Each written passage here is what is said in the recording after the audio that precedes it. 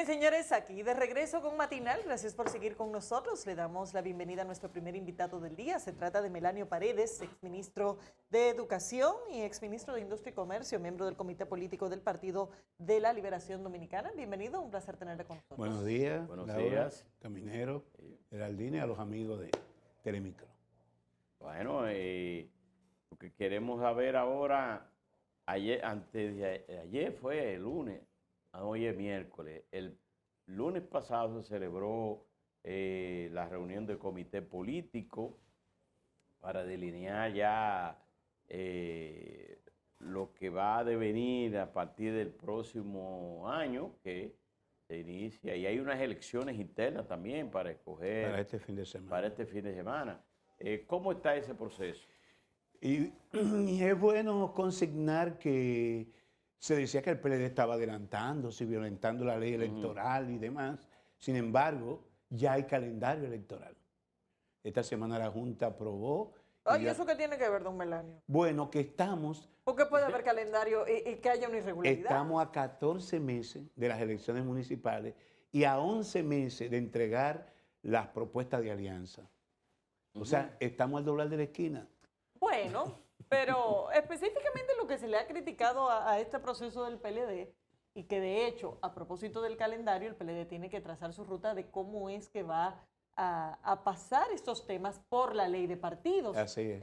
Va a haber un proceso de primarias. De hecho, el director de elecciones estaba diciendo que para poder completar el montaje de ese proceso, que es en octubre del año que viene, necesita saber si los partidos se van a acoger o no al método de primaria. Así es. Y estamos hablando con una persona que sabe de eso. Sí.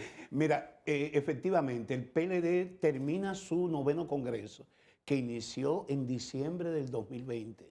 Vamos a tener 2 años. Termina este fin de semana eligiendo las últimas instancias de elección, que son las direcciones de distritos municipales, de municipios, de circunscripciones electorales y de provincia. Ese proceso está pautado entre el viernes 9 y el domingo 11. Ahí completamos ya el 9º Congreso José Joaquín Vido Medina, eligiendo las estructuras que mandaba el estatuto. El siguiente paso, además de la conmemoración de nuestro 49 aniversario, que es el 15 de este mes, habrá un acto hermoso en la Casa Nacional. Estaremos entregando certificados de reconocimiento y, como dice Laura, entonces nos abocaremos ya entrando el 2023 a prepararnos para la convención, congreso elector o primarias que manda la ley electoral y que con los que elegimos esta semana completamos la matrícula de esa instancia decisoria. Melanio. O sea, al elegir, perdón Geraldino, los presidentes de distritos municipales, de municipios, circunscripciones y provincias, estamos completando conjuntamente con los miembros del Comité Central, quien tiene que definir, conforme la ley de partido y la ley electoral, nuestro candidato presidencial. En este caso, la formalización de una persona que el 16 de octubre identificamos como nuestro Hay próximo un acto Melanio, para oficializar esa terminación de ese congreso del PLD. a propósito del aniversario, el Sí, 15 de diciembre. El 15 de Melanio. diciembre. Sí, estaremos haciéndolo. He visto comentarios en distintos medios de comunicación, periódicos, radio, televisión, redes sociales y gente en la calle que le habla a uno también, de que supuestamente el presidente Danilo Medina, con los actos de juramentación que se han estado llevando a cabo, ha estado opacando al aspirante y prácticamente candidato presidencial Abel Martínez. Pero además, en ese mismo sentido, se ha estado publicando supuestas renuncias de cantidades de dirigentes del PLD pasando a otros partidos. ¿Ustedes evaluaron eso en la reunión del comité político? ¿Hay algo realmente sobre eso? La reunión del pasado lunes, una reunión ordinaria, conocimos de la marcha del proceso, teníamos un acto de juramentación para Puerto Plata, que era el tercero, en esta nueva etapa después de señalar o identificar nuestro próximo candidato presidencial para ajustarnos a lo que establece Laura. tenemos identificado ese candidato que formalizaremos conforme la ley en el 2023. El acto de Puerto Plata lo suspendimos para dar paso a la elección de las instancias que señalé anteriormente, y por la muerte de Amable Aristi en el caso de la Altagracia no habrá elecciones de esos niveles ese día, pero en todo el resto del país estaremos realizando esas elecciones. Y naturalmente allí vimos los temas de la agenda nacional. Con respecto a las famosas cartitas de renuncia, yo he señalado que compilar cartitas de renuncia no tiene sentido. Renuncia. Cartitas. Sí, porque hay gente que la está compilando en diarios, en periódicos. Juntando. Exacto. Entonces yo digo, bueno, pueden ser 20, pueden ser 50, pueden ser 100. Sin embargo, el Partido de Liberación Dominicana ha estado en cada acto de juramentación, juramentando miles de nuevos miembros. Para esta fecha hemos logrado alcanzar cerca de 500,000 de nuevos miembros. Y lo más importante, entre esos nuevos miembros, el 56% tienen edades que oscilan entre 18 y 35 años, lo cual será determinante en los procesos electorales del 2024. No es preocupante, Melanio, el hecho de que en Santiago, por ejemplo, renuncia un hermano de Francisco Domínguez Brito, alto dirigente del PLD. Un gran hombre, pero no un político, Sí. un hombre de la cultura, Sí, y después, un hombre de esos ámbitos. Y después de eso, el ex senador, ex presidente de la Cámara de Diputados, y que es ese sí es uno de los pilares del PLD en Santiago, que renuncia y se lleva un paquetón de gente ahora que juramentó. Innegablemente que la salida de Valentín duele. Un gran amigo, un gran dirigente, tomó su decisión. Veremos el curso de los acontecimientos. Efectivamente, ya no con el liderazgo que tuvo antes, porque precisamente, al parecer, el triunfo de Abel Martínez fue un detonante para esa salida. Sin embargo, este fin de semana, el secretario general itinerante, como él mismo se ha definido, estuvo en Tamboril y estuvo en Alto de Yaque, que eran dos demarcaciones importantes. En el caso de Tamboril, el alcalde de allí, que ha despuntado ahora como un halcón del gobierno, conquistando y cooptando alcaldes, no solamente del PLD, sino de la oposición, del PRD y de la misma Fuerza del Pueblo, era uno de nuestros principales activos en la municipalidad. Y en el caso de Alto de Yaque, allí había un alcalde, un director con mucho arraigo. Sin embargo, las asambleas que hicimos este fin de semana fueron multitudinarias. O sea, se demostró que sí se fue una parte, pero que lo fundamental del PLD se mantiene. Y esta semana habrá elecciones en Santiago, y aprovecho para anunciarlo, por primera vez vamos a elegir 3 presidentes de circunscripciones. En el caso de Santiago hay 3 circunscripciones electorales, que son, digamos, divisiones no definidas por nosotros, sino por la Junta Central Electoral, por aquello de la organización de las candidaturas legislativas, sobre todo de diputados. Vamos a elegir 16 presidentes de distritos municipales, vamos a elegir 3 presidentes de circunscripciones, vamos a elegir un presidente municipal y posteriormente un presidente provincial. ¿Qué significa eso? Que el PLD innegablemente es la organización política con más arraigo en el territorio a nivel de la República Dominicana y que mantiene su fortaleza a pesar de la compilación de las cartitas de renuncia. Cuando usted entró aquí, dijo lo siguiente: yo puedo presentar este periódico que es competencia de Percio Maldonado. ¿Qué usted trae? ¿Qué tema trae usted que trae un periódico como La Jara Burgos? Aquí están las pruebas. Aprovechamos para saludar al buen amigo Percio Maldonado. Está en su día libre. Muy hoy. bien. Cuando uno, y creo que ustedes lo hacen a diario con sus comentarios, porque la prensa escrita da el pálpito por donde anda el país. Entonces, cuando yo esta mañana temprano antes de venir para acá, veía el periódico Diario Libre y veo los titulares que trae ese periódico. Abinader llevará el tema haitiano a cumbre del SICA. Abinader inaugura el hotel de su primer Picasso. Sí. Y en la contraportada el comentario de... Dos hoteles en Miches. Se hunden los expedientes marítimos. Entonces, cuando uno ve... Pero ¿y qué tiene que ver esos temas del Diario Libre con...? Sencillo, que este gobierno se reafirma como un gobierno de bulto y entretenimiento. Yo le pregunto a ustedes, ¿qué sentido tiene llevar el tema de la migración haitiana a la cumbre del SICA? Y, diría en cualquier calle un dominicano, los países del SICA son parte del problema, no de la solución. Son países del tráfico o el tránsito de la migración, como lo han sido del narcotráfico, de las drogas. Entonces, no es ahí que se va a solucionar el problema de la migración haitiana. Como anunció este gobierno en ocasión de la visita a Washington y la entrevista de Abinader con Kamala Harris, que llevaban el tema de la migración haitiana, porque la solución haitiana, que nosotros coincidimos, no puede ser dominicana. Bueno, ciertamente no hay que esperar muchas cosas sin embargo, del SICA con este tema, sí. pero es un tema importante el que usted plantea. ¿Cuáles deberían ser los pasos adicionales que desde el PLD se entiende que debería estar dando el gobierno con el tema haitiano y que no esté dando? Ir e insistir en la solución de ese problema en aquellos países y potencias que han creado el problema. Un país que estuvo pagando a Francia un peaje por la supuesta indemnización de los colonos franceses en el siglo XIX. 150 millones de francos.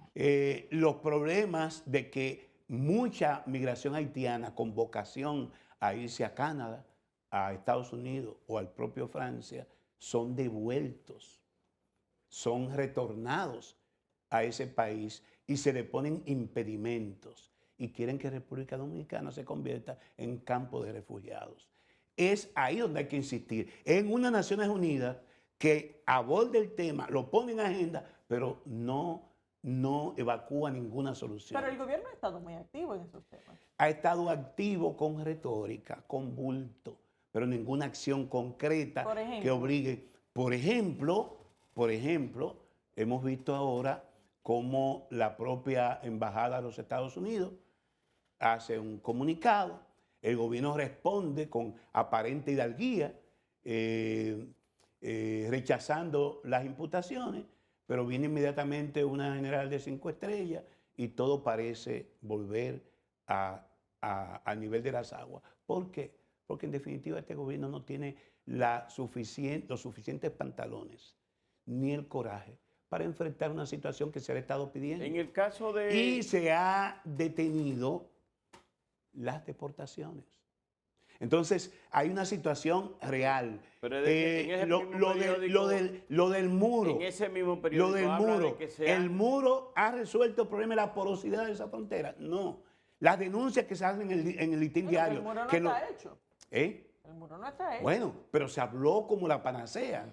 Y yo pienso que no termina, ese muro ni siquiera se terminará durante la anterior gestión. Como no se terminará ninguna obra de importancia en este gobierno. Señores, cuando dice el titular que el presidente inaugura el hotel de su primer Picasso, es una inversión privada, es una inversión pública. Pero a los políticos siempre le han gustado muchísimo. Pero fue financiado por el Banco de Reserva eso. Por eso digo que es un gobierno de entretenimiento. Toda la semana vemos al ministro de Turismo anunciando récords de llegada de turistas al país. Y qué bien. Y no es así. Pero encontrar un avión a 33,000 pies de altura, porque quien planteó la meta, los 10 millones de turistas, fue el expresidente Danilo Medina. Don Melanio, pero encontraron ese avión guardado en un hangar porque estábamos en plena pandemia con todo cerrado. Sí, pero la infraestructura estaba ahí, querida Laura. La infraestructura estaba ahí y tan pronto pudimos salir de la pandemia, la población mundial se destapó y comenzó a salir de nuevo porque estuvo confinado. Y ningún ser humano se siente bien estando confinado. La semana pasada que la ex vicepresidenta Margarita Cedeño iba a hablar al país y que iba a hablar que no era nada malo, no sé, algo así, como una expresión más o menos así. Eso fue hace como 10 días que usted lo dijo. Sí, pero fue un ¿Qué medio. es lo que hay realmente? Fue un medio buscando resonancia. Yo me preguntaba cuando Margarita se incorporaba, que estaba molesta, y yo dije que no, que de ninguna manera, y que en su momento ella, no yo, ella hablaría, y ya habló el lunes, porque se habla hasta con gestos. Ella ¿Habló el lunes? ella asistió a la reunión del comité político. Eso es un gesto de Bueno. que Habló ya, con su sola presencia habló. Mientras él no pudo asistir porque estaba afectado o recuperándose de la afección que tuvo recientemente por el COVID-19, Margarita estuvo en la reunión del comité político. Entonces, es una buena señal de que nosotros logramos armar un proceso de consulta que, lejos de crearnos problemas, nos compactó. ¿El PLD fijó alguna posición dentro de su reunión del comité político con relación al conflicto que hay? Según el Colegio Médico Dominicano, ya para enero, en caso de darse, estarán todas las ARS fuera del sistema social y tendremos más de 3 millones de dominicanos sin seguro. Entonces, ¿qué salida ustedes le ven a que eso? ellos no aceptarán, no es que salen del sistema, sino que ellos no Que aceptarán. no exactamente invalidarán eso. Entonces, ninguno de es una esos. situación sumamente difícil para los trabajadores dominicanos. Ese es un tema delicado, no lo hemos abordado como tal en el comité político. Entiendo que las secretarías que tienen que ver con ese tema, una que trabaja con el tema laboral y la que tiene que ver con el tema salud y seguridad social, tendrá que emitir y orientar una posición del partido. Sin embargo, es grave, porque se decía que en esta semana, cuando se dejan de utilizar los servicios, la ARS, lejos de perjudicarse, se benefician, porque se economizan un caudal de dinero al no tener que brindar esos servicios y se sigue cobrando. Porque recuérdense que no solamente paga el empleado, el trabajador, paga el empleador. Y eso de la tesorería son como los impuestos. O sea, lo más seguro que hay después de la muerte son los impuestos. Lo mismo pasa con el dinero que se aporta a la tesorería de la seguridad social. Yo entiendo que eso es un tema serio que tendrá que abordarse en todas las instancias. Hay que ver rápidamente qué tipo de modificación se le puede hacer a la ley 8701. Hay que ver realmente el estatus de estas instancias de la seguridad social. Tenemos que ver qué ha pasado con el modelo chileno, porque lo cierto es que por el derrotero que vamos, no hay buenos augurios sobre el futuro de la seguridad social en República Dominicana. En el caso de la educación, a meses de la juramentación del nuevo ministro de Educación, Ángel Hernández, ¿cuál es la valoración que tiene usted como exministro y además como un profesor consagrado? Es preocupante porque para un tercer año de gobierno del presidente Abinader, lo que parecía que funcionaba, aún con sus déficits, sus problemas, no apunta a nada que uno entienda cierto, con algún nivel de ir resolviendo los problemas. Recién ayer oí que se estaban resolviendo los problemas una cantidad de técnicos que seguían cobrando sin trabajar, porque se le nombraron en la gestión de Fulcar, le nombraron directores regionales de distrito y ellos no fueron ni jubilados, aún siendo docentes que tienen ese derecho, ni fueron asignados o reasignados a otras funciones. Esta semana se reunió el Consejo General del Pacto Educativo. Es, digamos, la única lucecita al final del túnel, porque ese pacto se lo creó por decreto del presidente Medina en abril del 14, con un horizonte de 16 años, con los fines de monitorear el impacto de la inversión del 4% y que el pacto pudiera asegurarse que las políticas de gobierno tuvieran continuidad en el tiempo, convirtiéndose en política de Estado.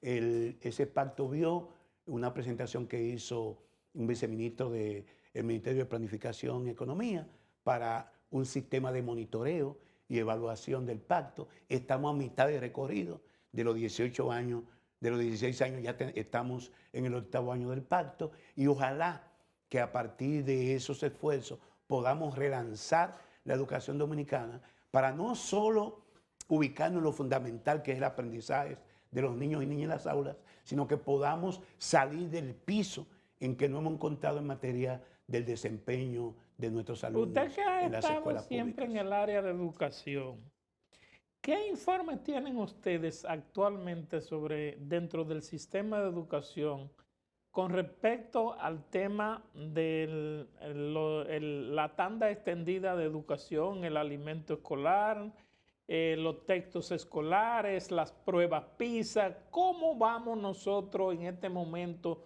con esas situaciones? Muy mal, muy mal. Recién hace un par de semanas se hablaba de la reactivación de la jornada extendida, que fue sin lugar a duda una de las iniciativas más positivas de la gestión anterior, en razón de que con ello se aseguraba un mayor tiempo de los alumnos en las escuelas. Con esto lo libramos de todos los peligros de estar en la calle, se aseguraba que no hubiera deserción. Con la pandemia se habla de una deserción de más de 200,000 niños y niñas, y yo no creo que eso se haya recuperado. Recuérdate que comenzamos el año con problemas de nombramiento de docentes y con déficit de cobertura. Nada de eso Sí, se ha pero el resuelto. gobierno alegó que ustedes dejaron un paquete de escuelas sin concluir. No, hay una cantidad de escuelas lamentable que se le entregó contrato e incluso recursos a los contratistas y que por diversas razones, litis, etcétera, no se le habían dado continuidad. Pero el gran grueso de las casi 28,000 aulas que se construyeron durante la gestión del presidente Medina están ahí. Y si no se hubiesen hecho, hoy la crisis fuera mucho mayor. Entonces, todo el tema de la recuperación de la jornada extendida, la posibilidad de aplicar las pruebas diagnósticas de tercero y sexto grado, retomar las pruebas nacionales como un mecanismo no solo de promoción, sino de evaluación de todo el sistema. El tema de nombrar los profesores que corresponde a cada área, porque no solamente es nombrar profesores, sino que nombremos los profesores del área de ciencia en la disciplina que corresponda, o lo de matemáticas ahí, que no tengamos un profesor de educación física dando idioma, porque es una barbaridad. Entonces, ojalá que el ministro, lejos de denuncia, como he estado haciendo, pueda acometer iniciativas para resolver los múltiples problemas que hay en educación. Y este gobierno, lo más que le queda en este año y 6 meses de gestión, es poder organizar un poco la casa, porque ahí no hay un proyecto educativo, salvo lo que podamos rescatar del pacto educativo, coherente, consistente, que podamos decir al final que se avanzó en estos 4 años en materia educativa. Muchísimas gracias por tu participación. A ustedes. Señores, despedimos a Melanio Paredes, exministro de Educación, miembro del Comité Político del PLD. Vamos a una pausa, ya volvemos.